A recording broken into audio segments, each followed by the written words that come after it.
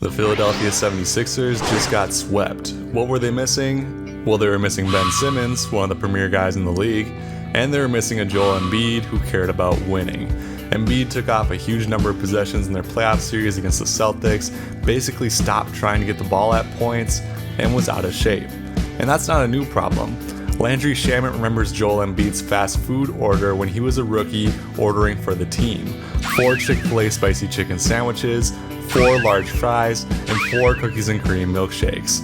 In case you were wondering, this comes to 6,720 calories. Joel Embiid tried to clarify the story and say it was just rookie hazing. But why is that hazing?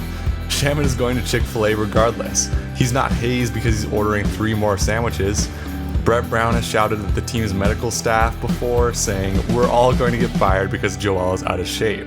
The problem hasn't improved, and it seems like that came to reality. Has Joel Embiid's top 5 potential in Philadelphia turned into only potential? Hello friends, welcome to Take Some Fuego. Today we will take a look at Joel Embiid and why he might be in another jersey next year. Every now and then we have a star that needs to be traded to wake up, work harder, and become their full potential. Think D'Angelo Russell and Brandon Ingram from the Lakers, Victor Oladipo after the Paul George trade. We may be seeing that play out in real time here. Embiid is a special exception though. Everyone knows he is a top 5 talent, unlike these other players. The problem is he doesn't seem to hit that switch enough and turn that top 5 talent on. Add to the fact that him and Ben Simmons clog up the paint for each other when it is so important for both of them to get to the rim, and it seems all sides could benefit from a trade. There was some good times. They did play the 2019 NBA champion Raptors and Kawhi Leonard the toughest and the closest of any team in the playoffs.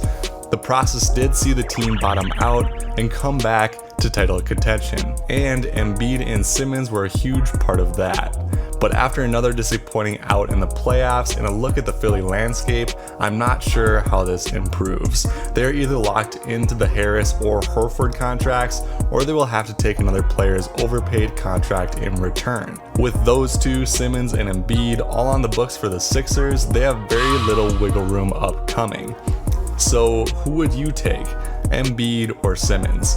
Embiid seems to have the higher ceiling. He's one of the top 5 players in the league when he turns it on after all, but he doesn't come without struggle. He still takes his 3-point shot way more often than he should. He shoots 32% as a career, but that doesn't stop him from taking between 3 and 4 threes a game depending on the year. Because of this, his effective field goal percentage is 51.3% last year.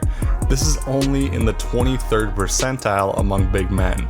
And with the position, he just doesn't create for other players as well. But the most frustrating part of his game is his motor. Last year he disrupted nearly every possession on defense in the playoffs and was such a force on offense. But even if he shows the flashes, it definitely doesn't stay on. He seems to disappear every other night these days. Simmons has his own frustrations, namely he can't shoot. Bro, to get better at shooting, you shoot. It's pretty simple. But he comes as one of the best defenders in the league and can guard nearly every player in the league given his quickness and his 6'10" lengthy frame.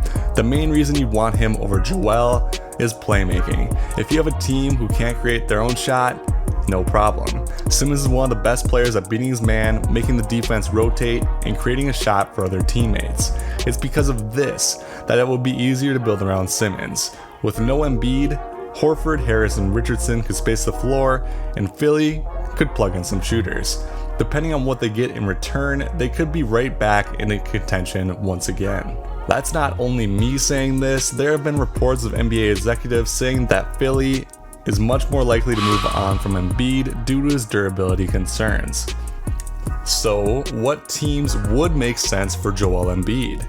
In 2014, a team had tried to trade up for the young Joel Embiid, and now the door may be open to reunite him with that team, the Boston Celtics. In this trade, Boston could send Jaylen Brown and Marcus Smart and some draft picks to Philadelphia. This could make sense for both teams. Philadelphia could pull in Jaylen Brown and Smart into the lineup. With these two on the team, the 76ers will be one of the best perimeter defending teams in the league, and both would thrive with Simmons on the court as they can knock down open shots and could survive without him as they can create their own as well. The lineup of Simmons, Brown, Harris, Horford, and your choice of Richardson or Smart may not seem as talented as with Embiid on the court, but certainly could make for some more fluid play. On Boston's side, they have two potential first-team All-NBA guys with Embiid and Tatum, and with Kemba around, they could have their own big three in Boston. Kemba is the weak link of the Celtics defense. At the very least, Embiid as an elite rim protector would help with meeting players at the rim if and when Kemba is beat. And with Tatum able to guard the best perimeter player, the Celtics appear like they will have a strong D. On offense, they would certainly be dynamic. The pick and roll game with Kemba as the ball handler and Tatum or Embiid as the screener creates a lot of problems for teams. And with Embiid or Tatum as elite, at least potentially elite one-on-one players, teams will have to decide on a double, leaving a potential open rotation for the other star or Kemba. The Celtics may be looking at hoarding stars as they are going to have less cap room coming up as well. Between Kemba, Jaylen Brown, and Tatum coming up off his rookie contract the summer of 2021, they will take up nearly 100% of the cap, depending on what that number ends up being. It would make sense to have the guy with more potential taking up that portion of your cap and figuring out the rest later. The Brooklyn Nets can make for a nice super team with Joel Embiid as the final piece. Embiid for Spencer Dinwiddie, Karis LeVert, and Jarrett Allen may be worthwhile for both teams. On one end of Brooklyn's court, you would have Kyrie, not the strongest defender in the league, but could rely on Embiid for rim protection when his assignment passes him by. And depending on the matchup, Embiid and Durant could lock down their individual assignment. On the other end of the floor, just pick your poison. Kevin Durant is debatably the most well-rounded offensive player in the NBA. You would have to cover every inch of the court with him. The offense with Kyrie may start to be more driving kicks as Embiid's man might collapse on him, or Kyrie could set up a pick and roll game with Embiid that will be deadly. For the 76ers, you're adding two roughly 20 point per game scorers that could create their own shot without Simmons, or stand and wait for Simmons to make a play for an open shot when he is on the court. These two also share the ball well, combining for over 11 assists between the two of them, which could make for a more effective offense on Philly. Alright, now hear me out on this one. Joel Embiid for Kevon Looney, Draymond Green, and James Wiseman, or the number 2 pick in the draft, which could turn into James Wiseman. If Embiid suits up for the Warriors, it will be another chapter for the Warriors with Clay and Curry able to space the floor, making Joel Embiid, perhaps even everyone, more effective in their system. Pay too much attention to Embiid, pay the price perhaps in an open 3-point shot of Curry or Clay. Single cover Embiid, good luck.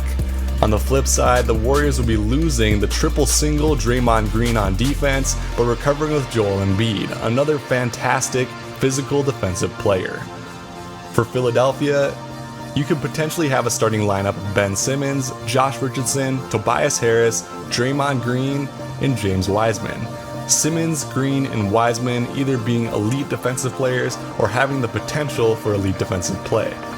And on offense, you have Draymond Green, who does all the little things for everyone, including screens, scrappy rebounding play, the right pass at the right time, making them all better offensively, and James Wiseman with a great high ceiling on that team as well.